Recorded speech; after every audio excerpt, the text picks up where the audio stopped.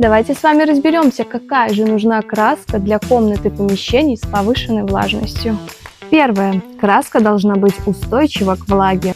Второе. Должна обладать свойствами защиты от грибка и плесени.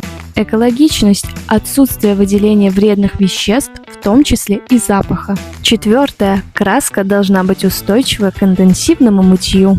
Пятое. Краска колируется, и вы всегда можете подобрать подходящий цвет. Мы нашли для вас просто идеальный вариант. Краска Кондор.